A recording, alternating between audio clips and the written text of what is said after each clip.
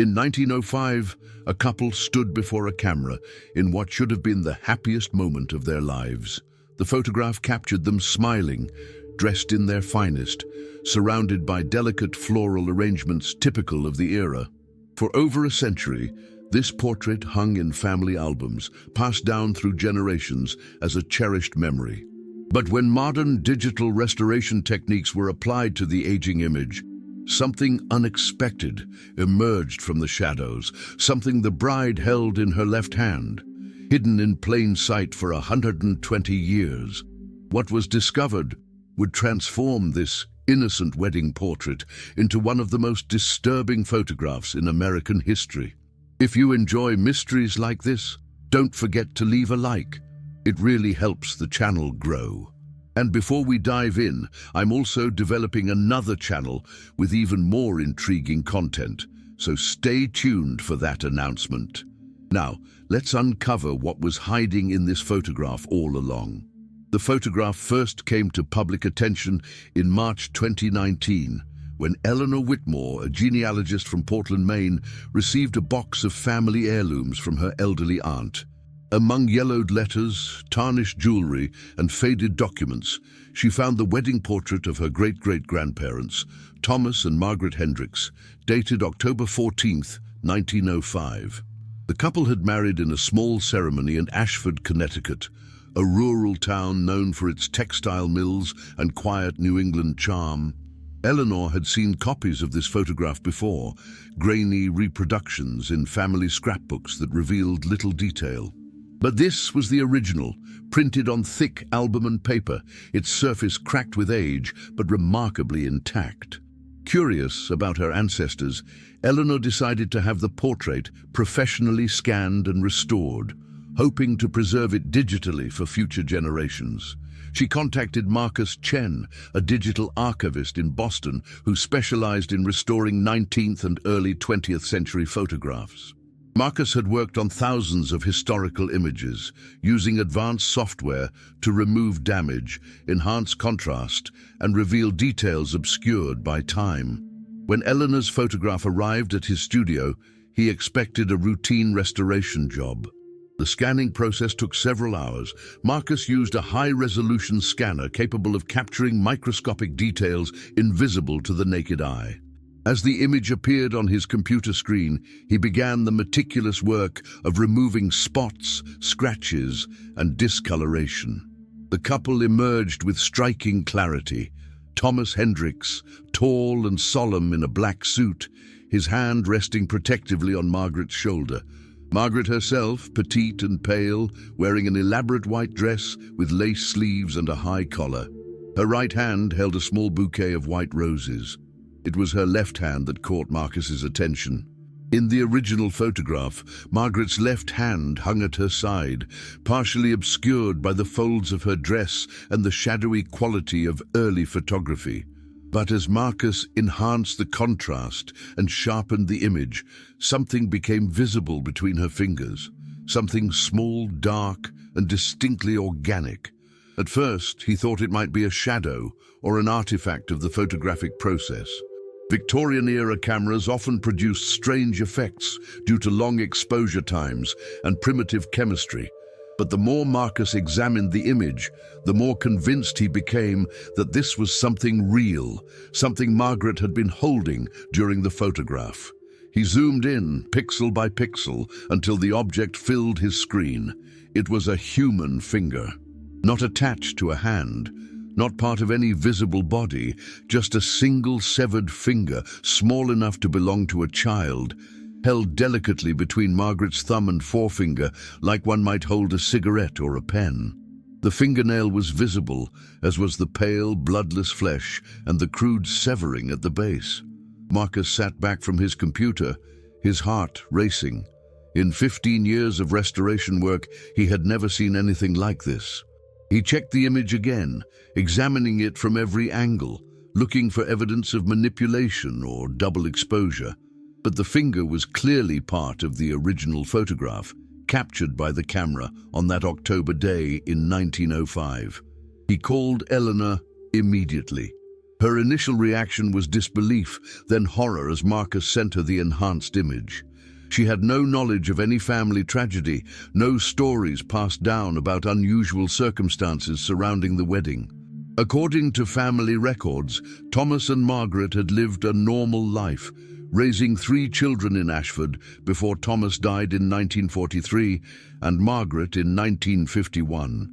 There was nothing in the official narrative to suggest darkness or violence. But Eleanor was a trained researcher, and she knew how to dig. She began searching through local archives, historical societies, and digitized newspaper collections from Connecticut in 1905. What she found would change everything she thought she knew about her great-great-grandmother. If you're finding this story intriguing, leave a like and subscribe to the channel. It really helps me continue bringing you these mysteries. 3 days before the wedding, on October 11, 1905, the Ashford Chronicle reported a disturbing incident. A 6-year-old girl named Clara Denton had gone missing from her home on the outskirts of town. She had last been seen playing near Bigelow Brook, a stream that ran through farmland about 2 miles from the Hendricks property. A search party of 30 men combed the area for 2 days, dragging the brook and searching abandoned buildings, but found no trace of the child. On October 13th, the day before the wedding, Clara's body was discovered in a shallow grave in the woods near the Hendricks farm. The cause of death was listed as injury to the head, and the case was quickly classified as a tragic accident. Perhaps the girl had fallen, struck her head, and someone, panicked, had hidden the body. No arrests were made. The investigation, such as it was, went nowhere. But there was a detail in the newspaper report that Eleanor couldn't ignore. The article mentioned that Clara's left hand had been partially damaged, though it provided no further explanation. Was it damaged in the fall, during burial, or had something else happened to that hand? Eleanor returned to the photograph, studying Margaret's expressionless face, the rigid way she stood, the dead look in her eyes that she had initially attributed to the long exposure time. Now she wasn't so sure. To understand what might have happened, Eleanor had to understand who Margaret Hendricks really was.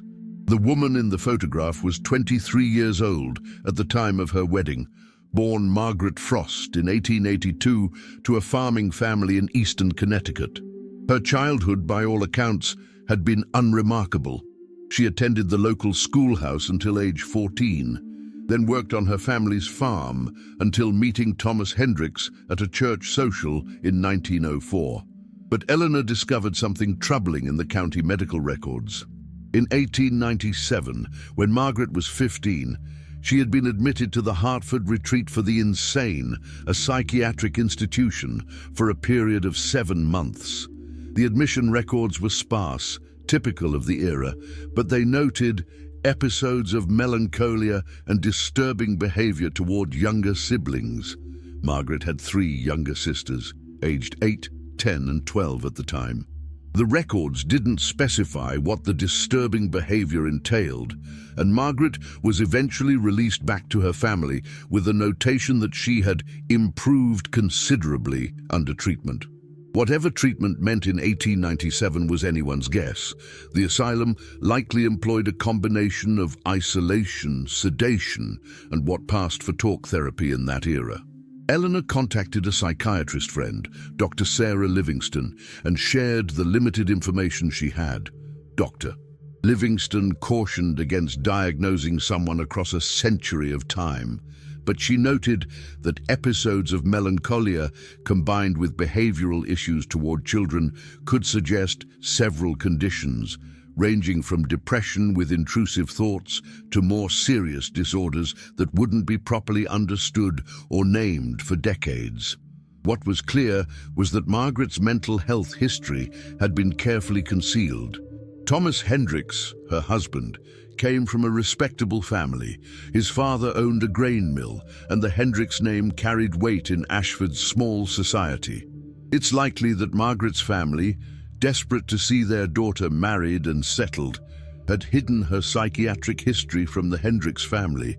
In 1905, a woman with a history of insanity would have been considered unmarriageable. a burden no family would willingly accept.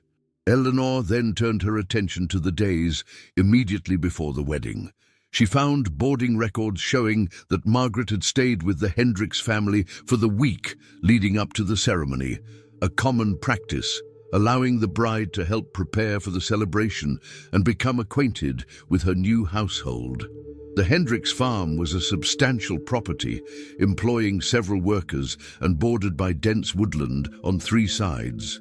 Clara Denton's family lived on an adjacent property, separated from the Hendricks farm by Bigelow Brook and about a quarter-mile of forest. Clara would have passed near the Hendricks property regularly, and it's likely she encountered Margaret during that week. Eleanor found one more newspaper article, published 2 weeks after the wedding, that made her blood run cold. A brief paragraph reported that Margaret Hendricks, née Frost, had suffered a nervous collapse and had been confined to her bed under a doctor's care. The article was sympathetic, attributing her condition to the excitement and strain of recent matrimony, but the timing was impossible to ignore. Less than 2 weeks after Clara Denton's body was found, less than 2 weeks after Margaret had posed for her wedding portrait holding what appeared to be a child's severed finger, she had experienced some kind of breakdown. What had happened in those 2 weeks? Had guilt consumed her? Had the weight of whatever she had done become unbearable? Or had Thomas discovered something that drove his new wife to collapse? Eleanor reached out to descendants of the Denton family, hoping to learn more about Clara. She found a great-granddaughter, Patricia Denton Moore, living in Boston. Patricia had heard family stories about Clara, passed down through generations with the kind of mythologizing that happens to childhood tragedies. According to family legend, Clara had been a bright, curious child who loved exploring the woods, despite her mother's warnings. On the day she disappeared, she had told her older brother she was going to visit the pretty lady, who had promised to show her something special. The pretty lady. Patricia didn't know who this referred to. The family had always assumed it was a childish fantasy, perhaps an imaginary friend or a misremembered detail. But Eleanor's mind immediately went to Margaret, who would have been a striking figure to a 6-year-old girl, a young woman in the process of preparing for her wedding, surrounded by beautiful dresses and decorations. Had Clara encountered Margaret during her explorations?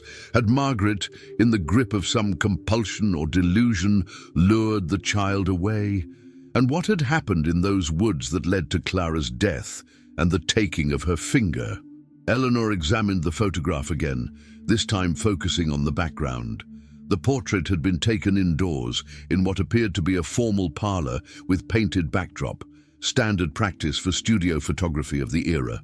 But this hadn't been taken in a studio. Looking at the enhanced image, Marcus had identified the location as likely the Hendricks farmhouse itself, where families often hired traveling photographers to document important occasions. Leave a comment below about what you think happened. I love hearing your theories. The floral arrangement behind the couple wasn't a painted backdrop but real flowers, and Marcus pointed out something Eleanor had missed. Among the white roses and lilies were several stems of monkshood, a toxic plant known in folklore as the Queen of Poisons. Was this a deliberate choice, or simply what was available in October? In the language of Victorian flowers, monkshood symbolized a deadly foe is near. Eleanor's discoveries had raised more questions than answers, and she knew she needed professional help. She contacted Detective James Morrison, a retired investigator from the Connecticut State Police who specialized in cold cases. Morrison was skeptical at first. After all, everyone involved had been dead for decades, and the chance of finding actionable evidence was virtually zero. But he was intrigued by the photograph and agreed to look into the case. Morrison began by requesting the original police file on Clara Denton's death from the Ashford Police Department archives. What he received was disappointingly thin, a single folder containing handwritten incident reports, witness statements, and a coroner's notation.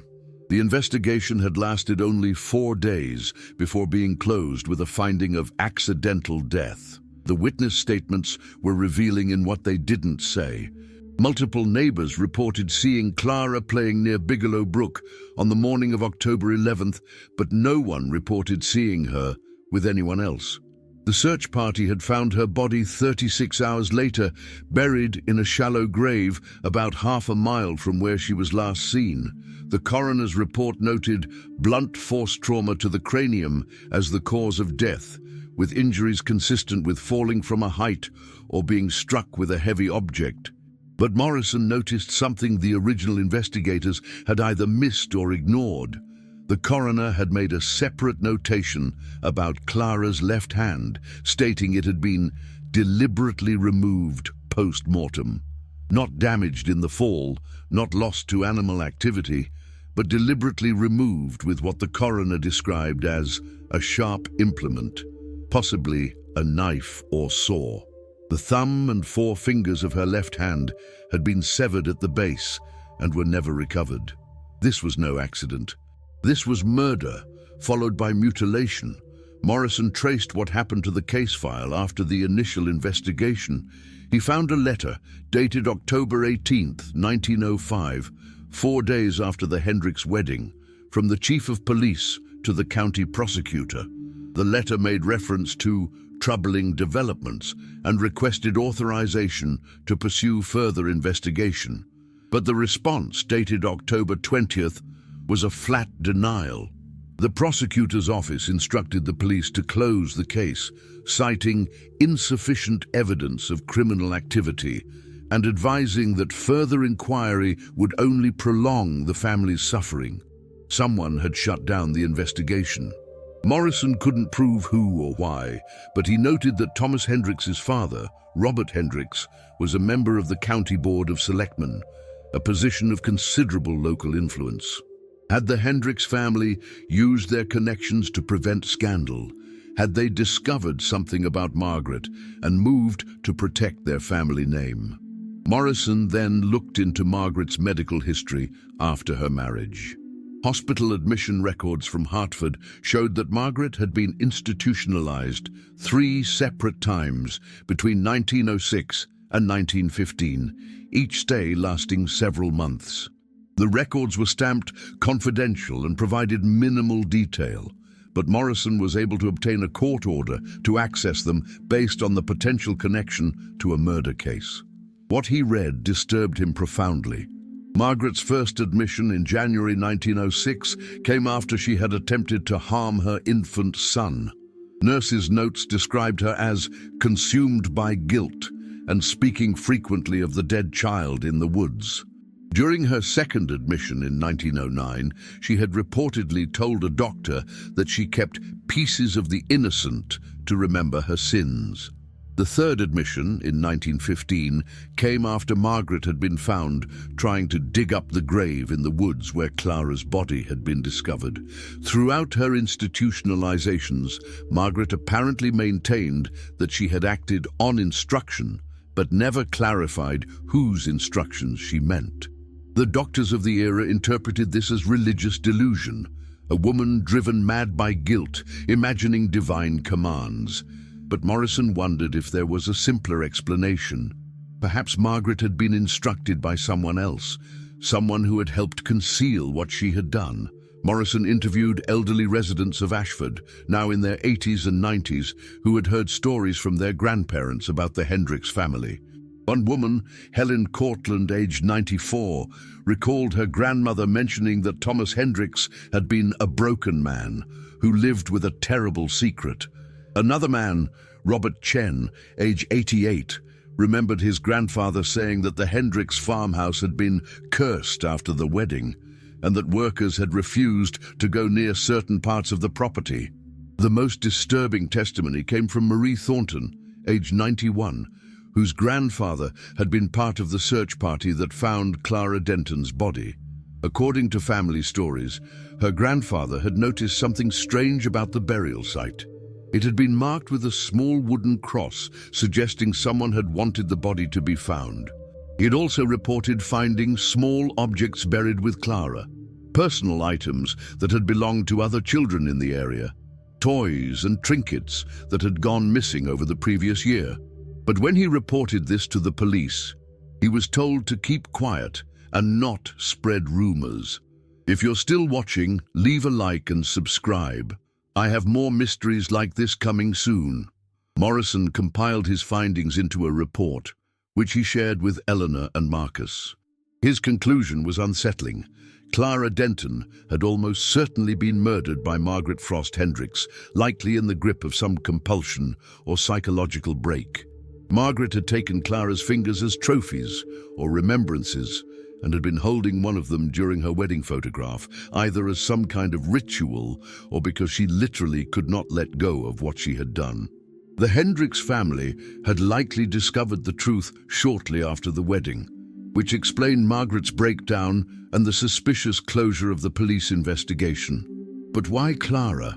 And what had driven Margaret to such a horrific act? These questions remained unanswered. Just when Eleanor thought she had reached the limits of what could be discovered, a package arrived at her home in Portland. It had been forwarded through her aunt, who had received it from a woman named Catherine Miller, a distant cousin on the Hendricks side of the family. Catherine, now in her late 70s, had heard about Eleanor's research through family channels and wanted to share something that had been in her possession for decades. Inside the package was a leather-bound journal, its pages brown with age and some entries faded to near illegibility. The journal had belonged to Thomas Hendricks, and according to Catherine's note, it had been found in a locked trunk in the attic of the old Hendricks farmhouse when the property was finally sold in 1978, long after the last family member had died. Eleanor opened the journal carefully, her hands trembling.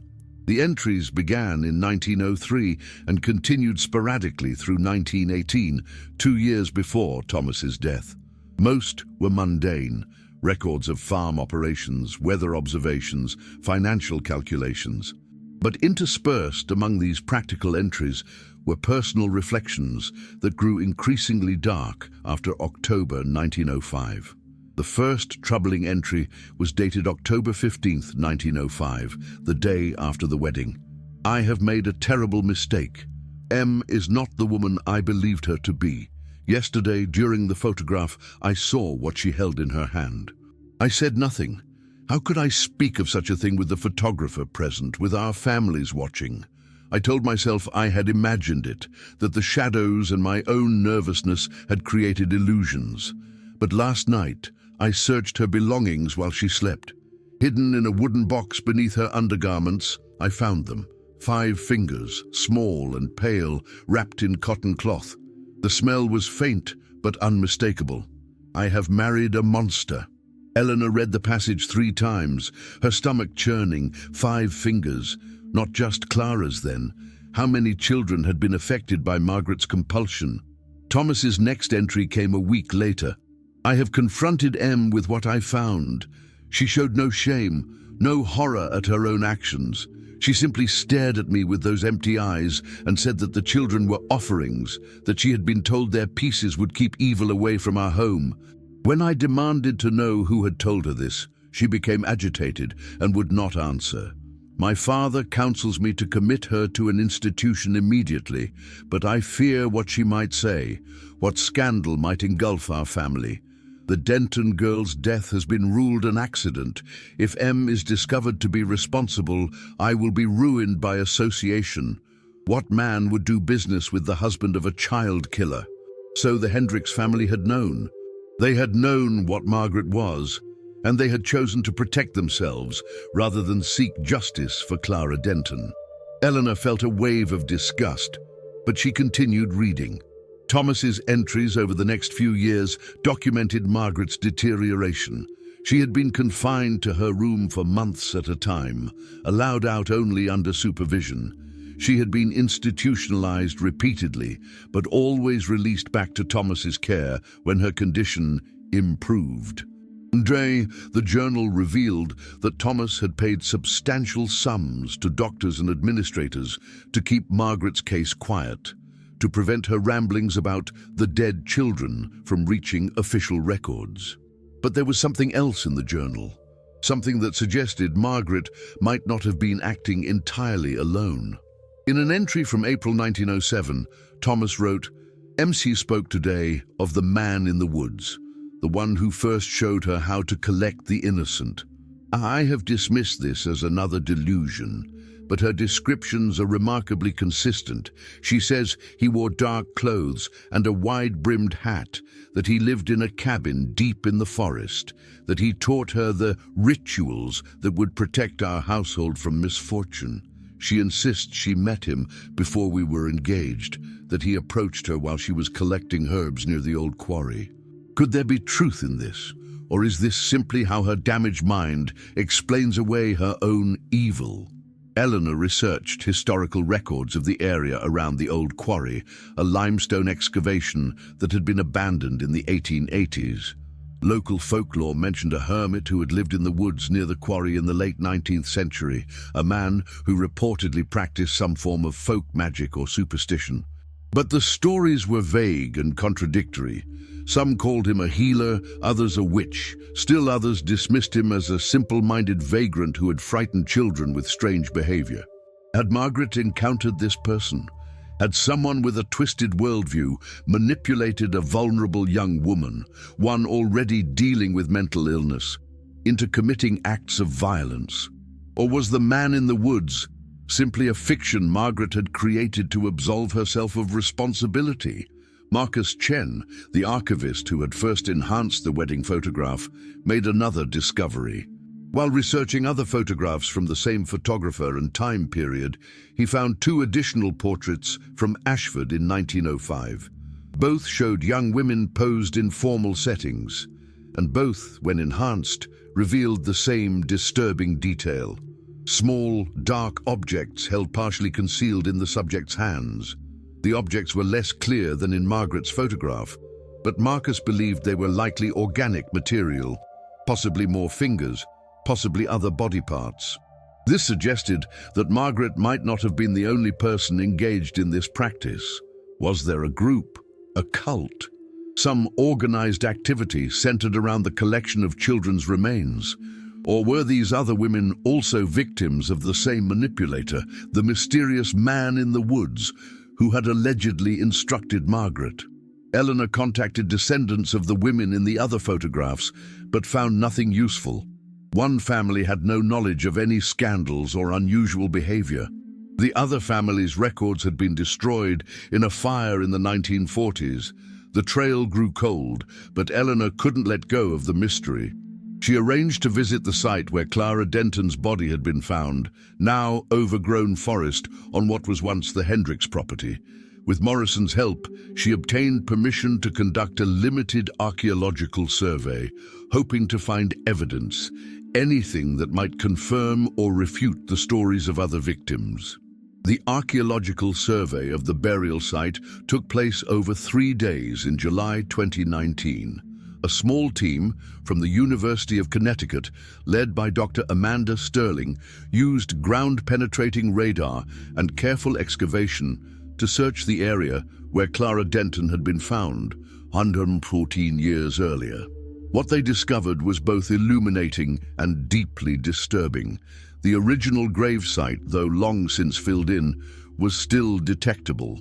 Beneath it, the team found evidence of earlier disturbances, layers of soil that had been dug up and refilled multiple times between approximately 1900 and 1905.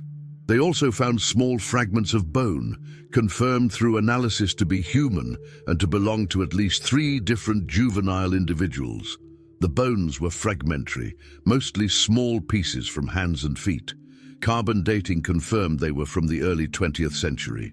But the team found something else: carved wooden tokens, small objects about the size of a coin, buried among the bones. The tokens bore strange symbols, combinations of crosses, circles, and what appeared to be crude representations of hands.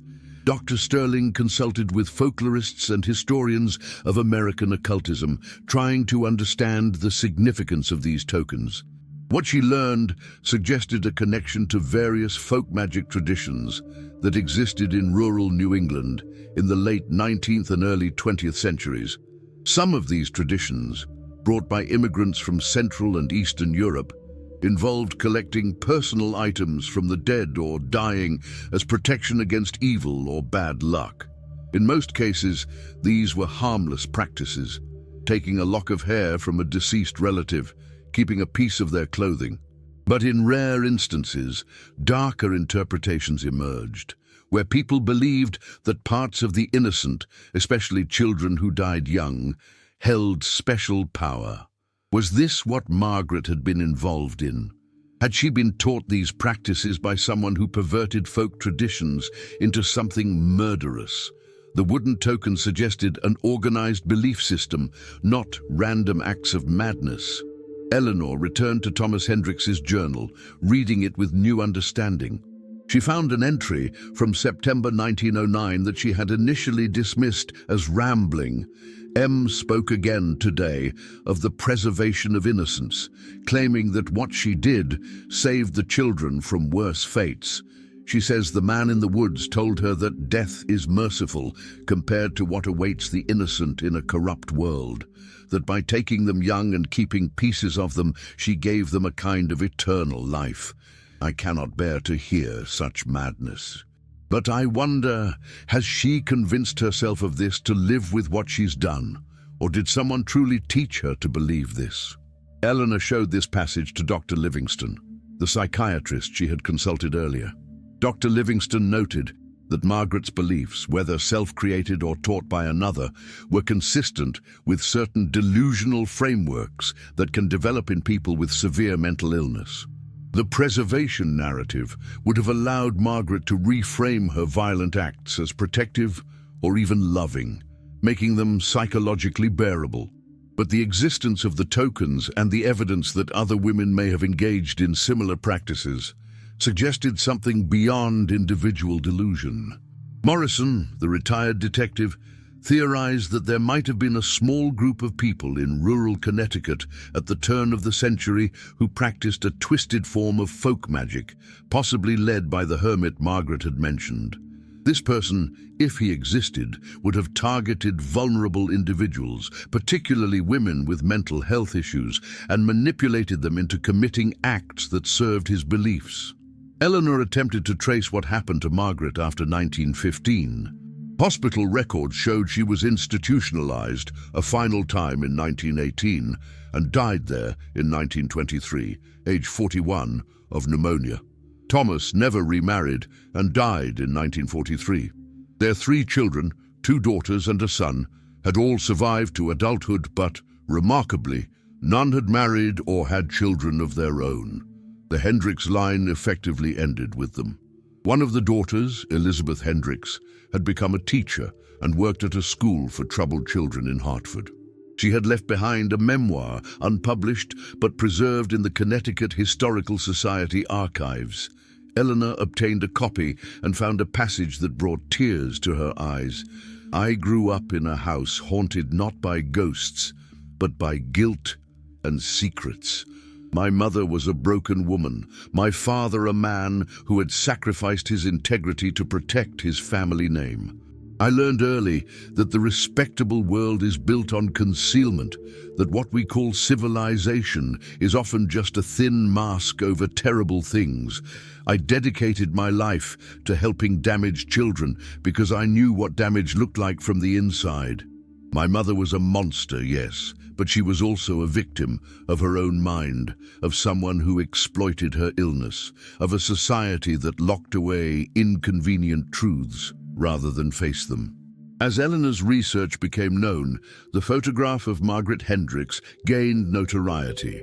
It has been featured in documentaries about unsolved crimes, discussed in podcasts about historical mysteries, and analyzed by experts in photography, psychology, and criminology. But despite all the attention and investigation, fundamental questions remain unanswered. Was Margaret acting alone, driven by delusions and compulsions arising from mental illness? Or was she manipulated by another person, the man in the woods who may have taught her deadly rituals? Were the other women in similar photographs part of a larger pattern? And most disturbingly, how many children disappeared in rural Connecticut between 1900 and 1905, whose deaths were never properly investigated? The photograph itself remains ambiguous. Some experts argue that what appears to be a finger is actually an artifact of the photographic process, or a small object like a twig or piece of fabric that only resembles human remains. Skeptics point out that Victorian photography was full of accidental effects that can look unsettling to modern eyes. But Marcus Chen stands by his analysis, and the enhancement has been verified by multiple independent specialists who agree that the object in Margaret's hand appears to be biological material consistent with human tissue. If you enjoyed this story, leave a comment sharing your thoughts. What do you think really happened? And if you haven't subscribed yet, hit that subscribe button and turn on notifications so you don't miss future mysteries. Thanks for watching, and I'll see you in the next video. The mystery of the 1905 wedding portrait remains officially unsolved. Clara Denton's case was never reopened, and the evidence discovered in 2019, while suggestive, is not conclusive enough to change the historical record. Margaret Hendricks died nearly a century ago, taking whatever truth she knew to her grave. The man in the woods, if he existed, was never identified. And somewhere in Connecticut, there may be other photographs, hidden in attics and albums, waiting to be enhanced by modern technology, waiting to reveal what other secrets were captured by cameras long ago.